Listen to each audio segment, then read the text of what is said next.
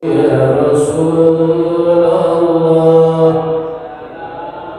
عليك يا ربيع شاني ودرجي أهل بيت المصطفى الطهري هم أمان الأرض فاتكري يا رسول الله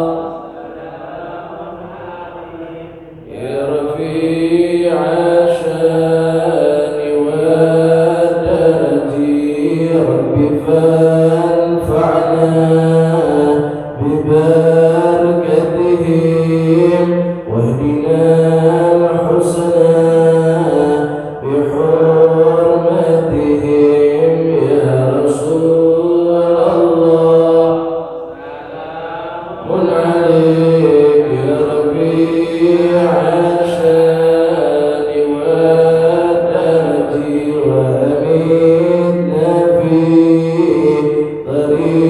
طريقتهم ومعافتهم من الفتن يا رسول من عليك يا ربيع شاني ودرجي اللهم صل وسلم وبارك عليه.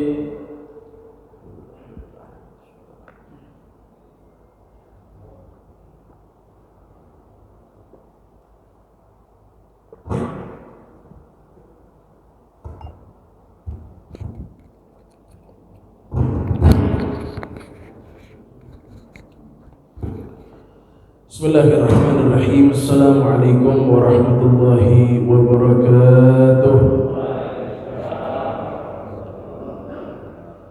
Bismillahirrahmanirrahim. Alhamdulillahirabbil alamin. Allahumma shalli wa sallim ala sayyidina wa maulana Muhammadin miftahi babi rahmatillah adada ma fi ilmillah salatan wa salaman daimain bidawami mulkillah wa ala alihi wa sahbihi wa man walah wa la hawla wa la quwwata illa billahil aliyil azim. Amma ba'd. Para jamaah hadirin hadirat jamaah Masjid Al-Iqbal yang dimuliakan Allah Subhanahu wa taala, bersyukur alhamdulillah di malam hari ini di waktu maghrib, antara maghrib dan isya, waktu yang penuh dengan berkah, waktu yang penuh dengan rahmat daripada Allah Subhanahu wa taala, Allah taala masih berizinkan kita semua untuk dapat duduk kembali di dalam majlis ilmu yang insyaallah majlis yang penuh dengan berkah, sambil kita niat beriktikaf ada di dalam masjidnya Allah Subhanahu wa taala. Semoga Allah Subhanahu wa taala jadikan ilmu yang kita dapatkan pada malam hari ini adalah ilmu yang manfaat, ilmu yang insyaallah diberkahi oleh Allah dan diridhai oleh Allah taala. Amin Allahumma amin ya rabbal alamin. Melanjutkan daripada kajian kita daripada kitab Al-Arba'in Lin-Nawawi, hadis-hadisnya Rasulullah sallallahu alaihi wasallam. Pada pertemuan yang lalu kita belum menyelesaikan daripada hadis yang keempat, hadis yang berkenaan marahilul khalqi, yaitu adalah tahapan-tahapan penciptaan manusia, yang mana di dalam hadis tersebut yang sudah kita baca, kita terangkan pada pertemuan yang lalu, Nabi sallallahu alaihi wasallam beliau bersabda, inna ahadakum yajma'u khalqahu fi batni ummih arba'ina yawman nutfatan. Nabi katakan bahwasanya setiap di antara kalian itu Allah taala ciptakan, Allah bentuk itu penciptaan badannya fi batni ummih, ada di perut daripada ibunya 40 hari pertama berupa apa? 40 hari pertama nutfah, air mani 40 hari pertama. Thumma yakunu alaqatan mithla dzalik. Kemudian setelah 40 hari dalam bentuk nutfah air mani, 40 hari yang kedua dalam bentuk apa? Alaqah, segumpal darah. Sebagaimana sudah diterangkan pada pertemuan yang lalu. Thumma yakunu mudghatan mithla dzalik. Kemudian setelah 40 hari yang kedua menginjak usia 80 hari, maka Allah Ta'ala rubah itu segumpal darah menjadi segumpal daging, mudghah. Ya, Allah rubah dari segumpal darah menjadi segumpal daging selama 40 hari pula. Nah, maka setelah masuk 40 hari yang ketiga, yaitu hari ke-120 atau bulan 4 bulan kandungan, maka ketika itu Nabi SAW beliau berkatakan, "Tsumma yursalu ilaihil malaku fayanfukhu fihi ruh." Kalau sudah 4 bulan kandungan itu, Allah Ta'ala perintahkan salah seorang malaikat untuk meniupkan rohnya.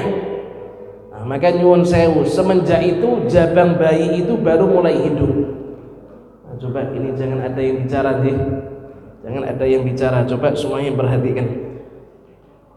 Di hari yang ke-120 bulan yang keempat, Allah Ta'ala utus salah seorang malaikat untuk meniupkan rohnya. Maka semenjak itu jabang bayi itu baru mulai hidup. Jadi bayi di kandungan hidup itu adalah usia 4 bulan awalnya.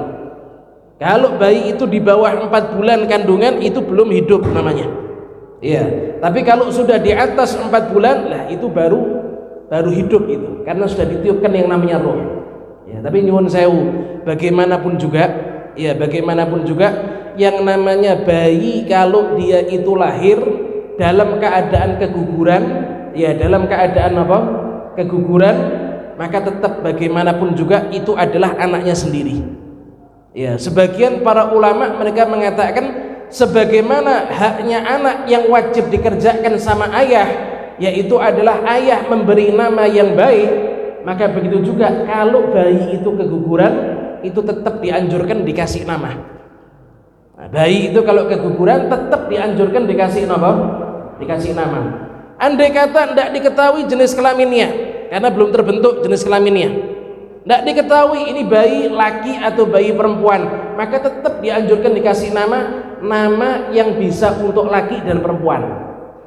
Contoh misalnya Hamzah. Ya, Hamzah itu kan nama laki sebenarnya, tapi secara lafadznya itu perempuan karena ada tak marbutohnya. Itu dianjurkan itu. Atau misal dikasih nama Tolhah misalnya. Iya, ada beberapa nama itu. Tetap dianjurkan. Walaupun dia lahir dalam keadaan keguguran, tetap ayah itu dianjurkan memberikan nama kepada anaknya yang keguguran tadi itu. Karena bagaimanapun juga itu adalah anaknya sendiri. Itu dikatakan sama para ulama seperti itu. Allah perintahkan seorang malaikat untuk meniupkan roh, maka semenjak ditiupkan roh, maka bayi tersebut dia mulai hidup. Wa yu'maru bi arba'i kalimat. Kemudian Nabi SAW beliau mengatakan, Allah Ta'ala perintahkan malaikat tersebut untuk mencatat 4 perkara, untuk mencatat 4 hal. Yang pertama, Allah Ta'ala perintahkan bikat bi rizki.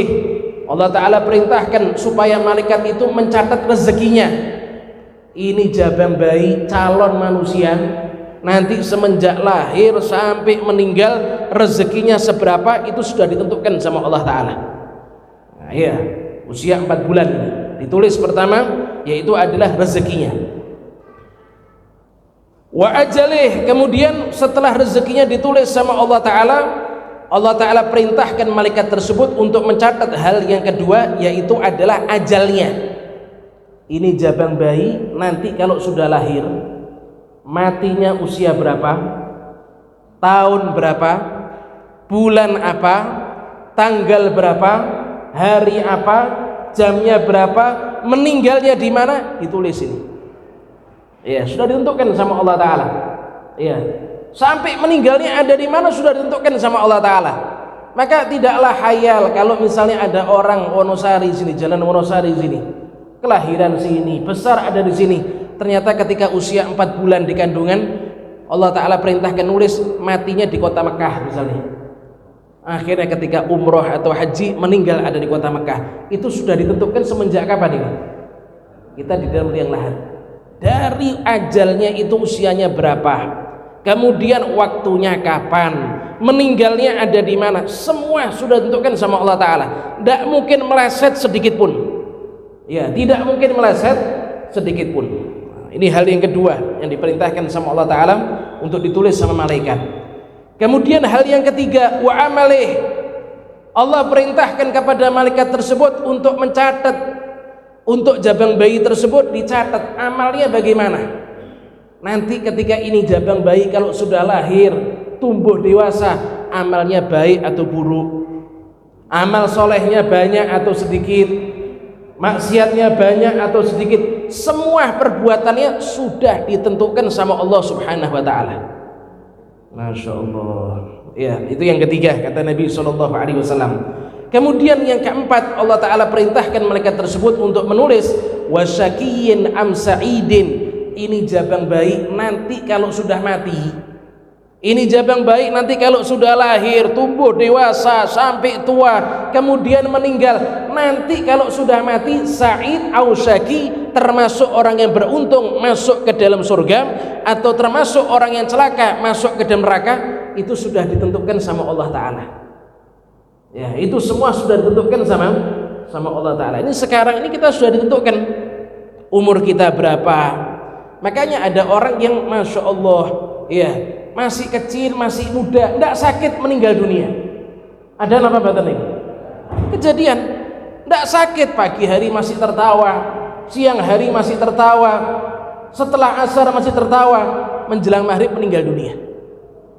Ada juga nyuwun sewu, orang sudah sepuh, sudah tua renta, sakit-sakitan di atas kasur sudah 10 tahun, tapi subhanallah panjang umur tidak mati-mati. Ada apa badan itu? Itu semua sudah ditentukan sama Allah Ta'ala. Ya, mati itu tidak tergantung muda atau tua. Mati itu tidak tergantung harus sakit dulu atau tidak sakit dulu. Tidak ada istilah seperti itu. Mati itu tidak ada tergantung ini orang yang bagus atau orang yang jelek. Semua sudah ditentukan sama Allah Ta'ala semenjak kita di dalam kandungan usia 4 bulan. Bahkan bukan cuma itu saja, yang keempat kata Rasulullah sudah ditentukan kelak menjadi penghuni surga atau kelak menjadi penghuni nerakanya Allah Subhanahu wa Ta'ala. Waliyadu billah min dzalik. Pertemuan kita yang lalu kita sampai ada di sini. Pertemuan kita yang lalu kita sampai ada di sini. Lanjutan daripada hadis tersebut, Nabi SAW beliau bersabda, "Fawalladzi la ilaha ghairuh inna ahadakum la ya'malu bi'amali ahli jannah hatta ma yakuna bainahu wa bainaha illa dhira' fayasbiqa alaihi alkitab fay'amal bi'amali ahli nar fayadkhuluha." Kemudian lanjutan daripada sabda Nabi sallallahu alaihi wasallam, Nabi sallallahu alaihi wasallam beliau bersabda, demi zat yang tidak ada Tuhan sama sekali selainnya, demi zat yang tidak ada Tuhan sama sekali selainnya.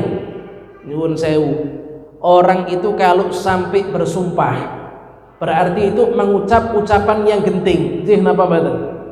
Kalau bukan ucapan yang genting, kalau bukan ucapan yang penting, kalau bukan ucapan yang harus untuk disampaikan, tidak mungkin orang itu dia bersumpah. Kita ini kan kalau sumpah kalau kepepet, napa badan? Ibu-ibu kalau bersumpah nyebut namanya Allah Ta'ala, kalau kepepet, kalau tidak kepepet tidak mungkin kita sumpah. Apalagi Nabi Muhammad SAW, Nabi itu tidak pernah sumpah kecuali kalau ucapannya sangat penting baru beliau bersumpah. Nah ini Nabi mendahulukan dengan sumpah kepada Allah Ta'ala, demi zat yang mana tidak ada Tuhan sama sekali selainnya. Nabi katakan, sesungguhnya salah satu di antara kalian sungguh beramal dengan amalnya penghuni surga. Salah satu di antara kalian sungguh beramal dengan amalnya penghuni surga. Saya mau tanya, penghuni surga itu amalnya ibadah atau maksiat? Ibadah napa maksiat? Ibadah. Nabi katakan, sesungguhnya salah satu di antara kalian sungguh beramal dengan amalnya penghuni surga, banyak ngerjakan ibadah kepada Allah Ta'ala, hatta ma yakuna bainahu wa bainaha illa dhira', sampai-sampai kata Nabi, karena banyaknya dia ibadah, karena banyaknya dia ngerjakan ibadah, antara dia dan antara surga tinggal selisih 1 hastah. Saking banyaknya ibadah yang luar biasa, sampai-sampai kata Rasulullah, antara dia dan antara surga tinggal berapa lagi? 1 hastah. Padahal sak langkah itu kan 1 hasta lebih nih. Orang kalau ngelangkah itu kadang bisa jadi 1 hasta lebih, 1 langkah itu. 1 hasta ini berapa senti ini? Dari ujung jari sampai siku-siku ini 60 senti. Orang berjalan selangkah itu kadang-kala bisa 70 senti, bisa 80 senti. Ya, orang kan seperti itu. Lah ini Nabi katakan saking banyaknya amal ibadah sampai antara dia dan antara surga itu tinggal selisih 1 hasta. Fayasbiqu alaihil kitab. Ternyata kata Nabi, suratan takdir menyatakan yang lain. Suratan takdir berkehendak dengan yang lain. Ternyata di catatan amalnya, di suratan takdirnya Allah tentukan ini orang min ahli nar. Ini orang termasuk orang yang terbakar di dalam api neraka. Akhirnya sebelum dia wafat, ya'mal bi amali ahli nar, sebelum dia wafat dia mengerjakan perbuatannya penghuni neraka, yaitu adalah maksiat. Akhirnya matinya dalam keadaan maksiat, masuk ke dalam api nerakanya Allah Ta'ala. Padahal kathah ibadah napa mboten? Kathah ibadah napa mboten? Sampai antara dia dan antara surga tinggal berapa ini? Berarti nyaris masuk ke dalam, ini sebentar lagi masuk ke dalam surga karena banyaknya ibadah. Ternyata catatan takdirnya berbeda. Allah mencatat di takdirnya itu berbeda. Ini orang adalah sebagai penghuni nerakanya Allah Ta'ala. Akhirnya di akhir hayat ngerjakan maksiat, dicabut sama Allah Ta'ala dalam keadaan su'ul khotimah. Wal iyadu billah min. Ini loh, kita itu harus khawatir kayak gini. Kita ini jadi hambanya Allah Ta'ala, harus khawatir seperti ini. Kita ini tidak boleh kita merasa biasa-biasa saja, kita merasa aman-aman saja. Tidak boleh orang merasa seperti itu ya. Kemudian Nabi SAW beliau melanjutkan, ini kebalikannya ini ya. Nabi katakan bahwasanya sesungguhnya salah satu di antara kalian la ya'malu bi amali ahli nar, sungguh dia mengerjakan perbuatannya penghuni neraka. Berarti kata napa niki? Maksiat. Ngerjakan maksiat terus, maksiat sampai kata Rasulullah antara dia dan antara neraka selisih berapa ini? 1 hasta. Nyaris masuk ke neraka karena banyaknya maksiat kepada Allah Ta'ala. Fayasbiqu alaihil kitab. Ternyata suratan takdir mengatakan lain. Allah mencatatnya dia ini termasuk penghuni surganya Allah Subhanahu wa Ta'ala. Akhirnya di akhir hayat dia mengerjakan ibadah, matinya dalam keadaan husnul khatimah. Nah, coba diperhatikan, ini ada 2 perbandingan. Orang yang pertama kata Rasulullah ahli ibadah, nyaris saja masuk ke dalam surga, tinggal 1 hasta lagi masuk dalam surga. Ternyata suratan takdir mengatakan dia adalah orang neraka. Akhir hayat ngerjakan maksiat, matinya dalam keadaan su'ul khatimah. Ada lagi orang semenjak hidup dia banyak ngerjakan maksiat, gendronya gendro, penjahat yang luar biasa, maksiat luar biasa, sampai saja Nabi katakan antara dia dan antara neraka tinggal selisih 1 hasta. Ternyata suratan takdir mengatakan yang berbeda. Akhir hayat dia mengerjakan ibadah, akhirnya matinya dalam keadaan husnul khatimah. Nah, ini yang tahu kira-kira siapa ini? Nasibnya orang itu yang tahu siapa ini? Nasibnya orang itu yang tahu siapa? Kira-kira kita tahu enggak nasibnya kita ini? Tidak ada orang yang tahu. Cuma perlu diperhatikan, termasuk sifat fadlnya Allah Ta'ala, termasuk sifat maha pemurahnya Allah Ta'ala, sedikit sekali orang yang ahli ibadah matinya su'ul khotimah, itu sedikit terjadinya. Yang banyak kejadian orang yang ahli maksiat, orang yang ahli ngerjakan perbuatan dosa, matinya dalam keadaan su'ul khotimah. Yang banyak terjadi itu seperti itu. Tapi nyuwun sewu, tidak menutup kemungkinan yang ahli ibadah su'ul khotimah, tidak menutup kemungkinan yang ahli ibadah napa? Su'ul khotimah. Dan tidak menutup kemungkinan yang ahli maksiat matinya dalam keadaan husnul khotimah. Makanya kita ini diperintahkan banyak-banyak minta sama Allah Ta'ala mati dalam keadaan husnul khotimah. Coba kita lihat bagaimana itu di dalam salah satu ayatnya Allah Ta'ala yang mungkin sering kita dengar ketika khutbah Jum'ah. Ya, Allah Ta'ala berfirman, ya ayyuhalladzina amanu taqullaha haqqa tuqatih wa la tamutunna illa wa antum muslimun. Ini ayat sering kita dengar kalau khutbah Jumat. Wahai orang-orang yang beriman, bertakwalah kalian kepada Allah dengan sebenar-benar bertakwa, jangan kalian mati kecuali dalam keadaan muslim. Lah saya mau tanya, siapa yang jamin kita matinya dalam keadaan muslim? Ada yang sakit jamin apa mboten? Ada yang sakit jamin apa mboten niki? Tidak ada orang yang bisa jamin. Ahli ibadah su'ul khatimah ya ada. Ahli maksiat husnul khatimah juga napa? Juga ada. Ya. Nah, ini bagaimana kok Allah Ta'ala melarang kita mati, jangan sampai mati kecuali dalam keadaan Islam, padahal kita tidak punya daya untuk ngerjakan. Siapa yang bisa matikan diri kita dalam keadaan Islam? Kita tidak mampu. Jadi apa betul niku? Nah, cuma nyuwun sewu, Gusti Allah Ta'ala niku ngasih kula jenengan jalan. Gusti Allah Ta'ala niku ngasih kula jenengan jalan, nek kula jenengan berjalan di jalan tersebut, insyaallah matinya dalam keadaan Islam. Lah napa niku jalannya? Yang pertama, dia memilih di dalam hatinya. Dia memilih di dalam hatinya, saya berusaha mati dalam keadaan Islam. Ini yang pertama. Kemudian yang kedua, dia selalu memohon kepada Allah, minta kepada Allah kalau mati dalam keadaan husnul khotimah. Selalu minta kepada Allah Ta'ala kalau mati dalam keadaan husnul khotimah. Niki nyuwun sewu. Zaman saat menikah niki sedikit sekali orang yang berdoa mintanya husnul khotimah. Kebanyakan orang berdoa minta rezekinya lancar, minta usahanya dilancarkan, minta dikasih anak yang banyak, minta didekatkan sama jodohnya. Nggih napa mboten niki? Nah, kan kebanyakan orang seperti itu. Orang banyak yang melupakan permintaan yang sangat penting. Apa itu? Mati dalam keadaan husnul khatimah. Padahal nek kula jenengan lihat di dalam Al-Qur'an niku kathah sangat Allah Ta'ala niku menceritakan doanya para anbiya, doanya tiang-tiang ingkang soleh yang doanya itu minta dimatikan dalam keadaan Islam. Contoh doanya Nabi Allah Yusuf alaihi salam. Nabi Yusuf beliau berdoa dan doanya ini Allah Ta'ala sebutkan di dalam Al-Quran.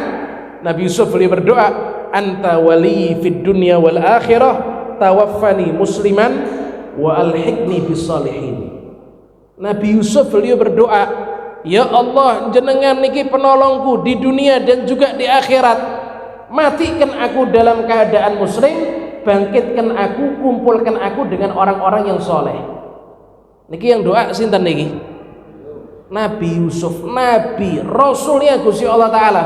Lah saya mau tanya, kinten-kinten mungkin apa mboten Rasul niku murtad? Mungkin apa mboten niku? Lah mustahil Rasul kok murtad, ngerjakan perbuatan dosa saja mustahil kok. Tapi bagaimanapun juga Nabi Yusuf minta, mohon kepada Allah, ya Allah, jenengan niki penolong saya di dunia dan di akhirat, matikan aku dalam keadaan Islam, matikan aku dalam keadaan Islam, bangkitkan aku, kumpulkan dengan orang-orang yang soleh. Padahal ini seorang Rasul, seorang Nabinya Allah Subhanahu Wa Ta'ala. Kanjeng Nabi Muhammad sallallahu alaihi wasallam juga sama. Nyuwun sewu, Kanjeng Nabi niku Pak, Kanjeng Nabi niku Bu, sering sekali mengangkat kedua tangan berdoa, ya muqallibal qulub, tsabbit qalbi ala dinik. Nabi itu sering kali mengangkat kedua tangannya berdoa, wahai Allah yang maha membolak-balikkan hati, wahai Allah yang maha membolak-balikkan hati, tetapkan hatiku di dalam agamamu, tetapkan hatiku di dalam agamamu. Nabi minta selalu dalam keadaan Islam, maknanya gitu. Nggih napa mboten niku? Saya mau tanya, mungkin ndak Kanjeng Nabi murtad? Mungkin ndak Kanjeng Nabi murtad? Nah, kalau ada orang mengatakan Kanjeng Nabi mungkin murtad, yang ngomong niku murtad berarti dia. Waliyadzubillah min dzalik, mustahil. Nggih napa mboten niku? Tapi bagaimanapun juga Kanjeng Nabi selalu minta kepada Allah dimatikan di dalam agamanya Allah, yaitu agama Islam. Kanjeng Nabi ditanya sama para sahabat, Kanjeng Nabi nyuwun sewu kok jenengan niku kathah sangat berdoa seperti itu Kanjeng Nabi. Iya, Kanjeng Nabi dawuh. Nah niki pelajaran. Kanjeng Nabi dawuh, napa niku Kanjeng Nabi dawuh? innal quluba baina usbu'aini min asabi'ir rahman in syaa'a aqamaha wa in syaa'a azaghaha. Nabi katakan, para sahabat, hati manusia itu ibarat, hati para manusia niku ibarat ada di antara dua jari jemarinya Gusti Allah Ta'ala. Hati manusia niku kata Kanjeng Nabi ibarat seperti ada di antara dua jemarinya Allah Ta'ala. Nek Allah Ta'ala berkehendak hati niku dimempengkan, hati niku diluruskan, maka dengan mudahnya hati itu diluruskan. Tapi kalau Allah berkehendak hati itu dibelokkan, maka dengan mudahnya Allah membelokkan apa? Hati. Orang yang tidak dapat, yang orang yang ahli maksiat, hatinya niku bukan apa? Bukan cuma belok niku. Wah, masya Allah. Tapi ini Allah berkehendak jadi lurus, mudah tidak bagi Allah Ta'ala untuk meluruskan? Mudah sekali. Hati yang sudah lurus, ahli ibadah, masya Allah, istiqomah. Kalau Allah berkehendak dibelokkan, mudah napa mboten? Makanya kula jenengan niku diperintahkan kathah-kathah minta kepada Allah Ta'ala matinya dalam keadaan husnul khatimah. Nah, kemudian para jamaah yang dimuliakan Allah Subhanahu wa Ta'ala, dikatakan oleh sebagian para ulama, ya, ini supaya kula jenengan niki bisa napa niku waspada diri. Ya, kula jenengan kan ndak kepengin ahli ibadah akhirnya akhir hayatnya suul khatimah. Kepengin apa mboten niku? Ahli ibadah istiqomah di Masjid Al-Iqbal tapi akhir hayatnya suul khatimah. Kepengin apa mboten niku? Wal iyad billah min dalik. Para ulama mereka mengatakan, ya, para ulama mereka mengatakan bahwasanya beberapa amalan, beberapa perbuatan yang sangat dikhawatirkan bagi orang yang mengerjakannya mati dalam keadaan suul khatimah, di antara lain at-tahawun bis shalah. Perbuatan yang sangat dikhawatirkan pelakunya itu mati dalam keadaan suul khatimah, di antaranya apa niku? At-tahawun bis shalah, nyepelekan salat. Nyepelekan apa? Nah, kalau ada orang niku nyepelekan salat, wis salatnya nanti wae. Mundur sampai tengah waktu.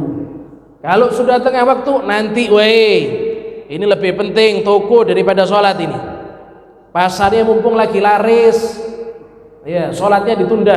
Akhirnya nyuwun sewu, keluar waktu belum salat. Niku kathah napa sekedhik niku. Kathah perbuatan seperti ini, nyepelekan salat. Nyuwun sewu, bukan menomor-duakan salat, menomor 17kan salat kadang-kala. Salatnya carry, yang penting kerja, yang penting ini, yang penting ini, yang penting ini, salatnya terakhir. Lah, perbuatan seperti ini, nyepelekan salat, itu sangat dikhawatirkan pelakunya matinya nanti dalam keadaan suul khatimah. Kalau kula jenengan sayang kepada anak kula jenengan, kalau kula jenengan sayang sama dulur-dulurnya kula jenengan, nek kula jenengan sayang kepada teman-teman kula jenengan, nek ngelihat di antara mereka ada yang nyepelekan salat, nasihati napa mboten? Nasihati napa mboten? Nek kula jenengan cinta sama mereka, ya ndak mungkin kita putus memberikan nasihat. Karena itu perbuatan menyepelekan salat dikhawatirkan pelakunya matinya suul khatimah. Wal iyadu billah min dzalik. Kemudian di antara lain perbuatan yang dikhawatirkan pelakunya itu mati dalam keadaan suul khatimah, napa niku? Syurbul khamr. Minum minuman keras. Itu hati-hati itu. Yang minum, yang jualan, yang mayukan maklarnya, yang ngizini, ini ku semua sami hukumnya nih. Ya, bukan cuma yang minum saja, tapi yang mengizini, yang menjual, yang membeli, maklarnya, sak macamnya, niku semua hukumnya sama. Dikhawatirkan pelakunya matinya dalam keadaan suul khatimah, walaupun ahli ibadah. Masya Allah, wal iyadu billah min dzalik. Hati-hati, niki bahaya niki. Ya. Kalau jenengan jangan sampai merestui. Kalau ada minuman keras niku jangan sampai kalau jenengan merestui. Kudu napa niki? Ingkar dalam hati. Nek bisa dibasmi ya basmi. Kalau kita mampunya menasihati ya nasihati. Kalau tidak mampu semuanya, setidaknya hati kita tidak senang. Nah, niku wajib kudu niku. Nah, ya, syurbul khamr yang kedua. Kemudian kata sebagian para ulama yang lain, termasuk perbuatan yang dikhawatirkan pelakunya suul khatimah, napa niku? Adzal muslimin, Napa niku adzal muslimin? Ganggu tiang muslim, dolim kepada orang muslim, fitnah kepada orang muslim, mencaci orang muslim, mendolimi orang muslim. Lah niku nyuwun sewu, niku dikhawatirkan pelakunya matinya dalam keadaan apa niku? Soal khatimah, walaupun ahli napa? Ahli ibadah. Masyaallah. Hati-hati Pak, niki medeni niki. Nggih. Kalau jenengan niki nyuwun sewu, kalau jenengan ini hidup di dunia niku kalau kepengen selamat dunia akhirat, ada dua tali yang betul-betul kalau jenengan harus jaga. Napa niku? Hablum minallah wa hablum minan nas. Orang niku kalau kepengen selamat dunia dan akhirat, ada dua tali yang harus dia jaga. Napa niku? Yang pertama tali yang hubungannya kepada Allah Ta'ala, ibadah kepada Allah kudu dijaga, ninggalkan larangannya Allah Ta'ala juga kudu napa? Kudu dijaga. Niki tali yang pertama. Tali yang kedua, hablum minan nas, tali yang hubungannya dengan manusia antar sesama. Satu sama lain harus muliakan, satu sama lain harus saling jaga menjaga, satu sama lain harus saling bantu membantu, saling mengerjakan hak satu sama lainnya. Dan niki hablum minan nas. Saya kalau mau tanya, kira-kira lebih menakutkan mana? Orang yang tidak hablum minallah atau orang yang tidak hablum minan nas? Contoh gini misalnya, ini contoh ini. Ada orang dia ahli ibadah, ada orang dia ahli apa? Ibadah. Di samping dia ahli ibadah, di samping itu selain dia ahli ibadah, ternyata dia tidak hablum minan nas.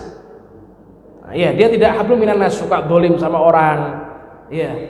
Ada lagi orang yang nyuwun sewu, ibadahnya sama Allah Ta'ala sedikit, tapi hablum minan nasnya bagus. Ini dua-duanya jelek. Nggih napa mboten niki? Dua-duanya jelek. Cuma yang terjelek yang mana ini? Hablum minallah jalan, hablum minan nas enggak? Atau hablum minan nas jalan, hablum minallah ala kadarnya? Mana yang parah? Ini semuanya jelek, jangan dibanding. Oh, yang pertama berarti jadi yang kedua, ndak ibadah ndak apa-apa, yang penting baik antar sama, ya sami mawon. Cuma yang paling parah yang mana? Nyuwun sewu, nek maksiat niku hubungannya dengan Allah, dengan maksiat yang hubungannya dengan manusia, yang mengkhawatirkan itu maksiat yang hubungannya dengan manusia. Bahkan salah seorang tabi'in yang bernama Al-Imam Sufyan Ats-Tsauri, beliau mengatakan satu dosa 70 dosa 70 dosa yang hubungannya itu langsung kepada Allah, tidak ada hubungan dengan manusia, itu jauh lebih ringan dari satu dosa yang ada hubungan dengan manusia. 70 dosa yang hubungannya langsung kepada Allah Ta'ala niku jauh lebih ringan daripada satu dosa yang ada hubungan dengan makhluknya Allah Ta'ala. Berarti medeni napa mboten? Medeni napa mboten? Nah niki lho, mulutnya kudu dijaga, tangannya kudu dijaga, jangan sampai ganggu orang. Lah niku penting. Mau ahli ibadahnya seperti apa nih, ganggunya juga istiqomah. Lah nyuwun sewu suul khatimah niku. Wal iyadu billah min. Mugi-mugi sedaya diselamatkan niki. Amin Allahumma amin. Kemudian termasuk juga perbuatan yang dikhawatirkan pelakunya itu mati dalam keadaan suul khatimah. Napa niku? Yaitu adalah ngurangi timbangan kalau dagang. Ngurangi timbangan kalau napa? Timbangan nopo takaran. Nek pas dagang dikurangi. Masya Allah. Berapa ini sak kilo? Padahal sak kilo kurang seperempat misalnya. Napa sak kilo kurang setengah ons misalnya, atau 1 kilo kurang 1 ons misalnya. Bohong, ngurangi timbangan. Hati-hati, mau dia orang ahli ibadah, mau dia orang yang ibadahnya Masya Allah, kalau suka ngurangi timbangan niku dikhawatirkan kalau mati nanti su'ul khotimah. Kadah napa badan? Kadah napa badan? Lah kula jenengan jangan sampai ngerjakan perbuatan-perbuatan seperti ini. Kemudian juga kata sebagian para ulama, termasuk perbuatan yang dikhawatirkan pelakunya su'ul khatimah napa niku? Uququl walidain, yaitu adalah durhaka kepada kedua orang tua. Iya, perbuatan yang dikhawatirkan matinya su'ul khotimah bagi pelakunya, yaitu diantaranya adalah uququl walidain, durhaka kepada kedua orang tua. Seorang anak, lah kula jenengan iki sak tua-tuanya niku nyuwun sewu ya tetep anak. Sak tua-tuanya kula jenengan tetep napa? Karena kula jenengan lahir dari rahim seorang ibu. Niki ada yang lahir keluar dari batu niki. Nah, mboten wonten kabeh sedaya lahir dari seorang ibu. Iya. Tapi nyuwun sewu, ibu kula jenengan, ayah kula jenengan yang Allah taala perintahkan di dalam Al-Qur'an, anishkurli wali walidaik.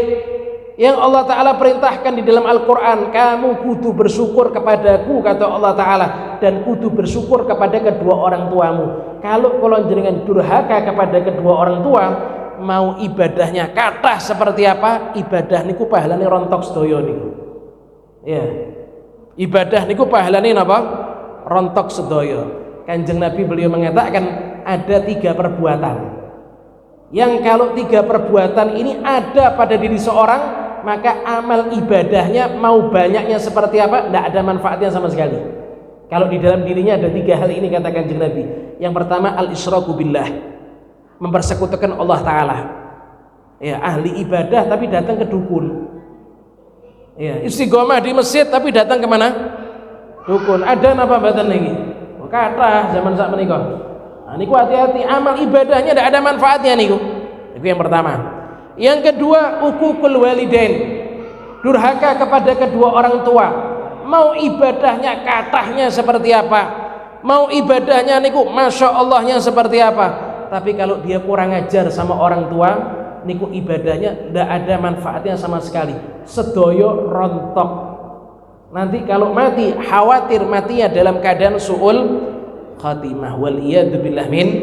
Yang ketiga, kata Rasulullah, al-firaru yaumaz zahaf, yaitu adalah orang yang ketika sudah sampai di medan perang lari ke belakang, melarikan diri. Sudah sampai di medan perang lari, melarikan diri. Dan itu juga termasuk perbuatan yang menjadikan amal ibadah itu tidak ada manfaatnya sama sekali. Wal iyadu billah min. Nah, ini kudu kula jenengan perhatikan. Nah, kemudian sedikit, kurang berapa menit nih? 4 menit deh. Iya, sedikit.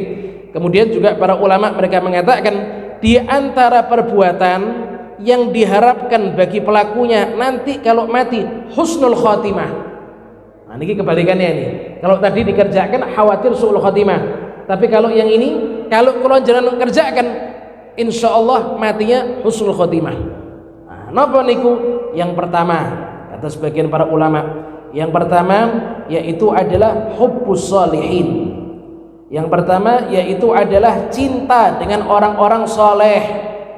Ya, cinta kepada orang-orang soleh. Nek kula jenengan cinta sama orang soleh niku pertanda insya Allah husnul khotimah. Cinta sama siapa? Orang soleh. Wadunu minhum. Kemudian kata para ulama juga, di samping cinta kepada orang soleh, mendekat dengan orang-orang soleh, suka duduk dengan orang soleh, kumpul sama orang-orang soleh. Dan itu juga pertanda insya Allah matinya husnul. Nah, ini penting, cinta sama orang soleh ini penting pak, penting bu. Pun buatan sah cinta sama artis, pun buatan sah cinta sama orang-orang yang tidak cetoh, cinta sama orang-orang soleh. Nek ada orang soleh deketi. Nah, ini diperintahkan. Nah, ini diharapkan nanti kalau mati niki orang matinya dalam keadaan husnul khatimah. Kemudian di antara lain juga perbuatan yang diharapkan matinya husnul khatimah, napa niku? Tilawatul Quran, suka baca Quran. Suka baca napa? Masya Allah, nih baca Quran niku sregepi masya Allah. Senengnya baca Quran, sidik-sidik baca Quran. Kalau sumpek yang dicari Quran niku pertanda insya Allah husnul khatimah niku. Ya, mungkin kalau jenengan sedaya seperti itu nggih. Ya. Kemudian wasaharul lail, termasuk perbuatan yang diharapkan matinya pelakunya husnul khatimah, napa niku? Suka begadang di malam hari. Nah, iya, suka begadang di malam. Nah, niki nyuwun sewu senes begadang di pos ronda. Nah, ini pos ronda niki memang sudah jadwal kewajiban warga setempat niku. Tapi makna begadang niki bukan napa niku mainan kartu, napa remi, napa catur, napa karambol, napa pripun mboten. Saharul lail, begadang di malam hari di mana orang-orang tidur, dia tidak tidur ibadah kepada Allah taala. Suka qiyamul lail maknanya. Nah, niku pertanda insyaallah matinya husnul khatimah. Kemudian juga di antara perbuatan yang lain, mujalasatul ulama. Suka duduk dengan ulama. Ya, suka duduk sama siapa? Masya Allah, kalau ada majelisnya para ulama suka dihadiri. Kalau ada tempat-tempat yang di dalamnya ada para ulama suka didatangi, suka duduk sama ulama, belajar kepada ulama. Niku juga pertanda insya Allah matinya dalam keadaan husnul. Nah, karena nyuwun sewu, yang namanya ulama niku yang disampaikan semuanya ilmu. Tidak ada ulama kok nyampaikan ngerasani orang. Ulama nyampaikan adalah nyebar fitnah, tidak ada niku. Ulama ngajak guyonan yang nyuwun sewu, ngarah ke saru, napa yang tidak pantas. Tidak ada ulama seperti itu. Ulama niku kalau kita duduk sama ulama tambah ilmu kita. Kalau duduk sama ulama bertambah semangat kita untuk mengerjakan ibadah kepada Allah taala. Lah ulama seperti ini sering-sering dikumpuli. Nek kalau jenengan suka kumpul dengan ulama seperti ini, maka insya Allah matinya husnul khatimah. Nah, niku diantaranya. Kemudian yang terakhir kata para ulama, wariqatul galab. Termasuk perbuatan yang diharapkan mati yang husnul khatimah, yaitu adalah orang hatinya lembut. Orang hatinya apa? Lembut. Nek denger ayat yang jelaskan adabnya Allah taala, nangis dia. Kalau disebut namanya Kanjeng Nabi, nangis dia. Sidik-sidik nangis. Niku senes tiang gembeng niku. Niku tiang soleh niku. Tiang gembeng niku nek uangnya tiboh nangis, dan niku tiang gembeng. Tiang gembeng niku kalau tokonya ndak laris nangis, dan niku tiang gembeng. Tapi kalau inget dosa nangis. Iya, ngelihat orang ahli ibadah nangis, kepengin seperti itu. Niku pertanda riqatul qalb.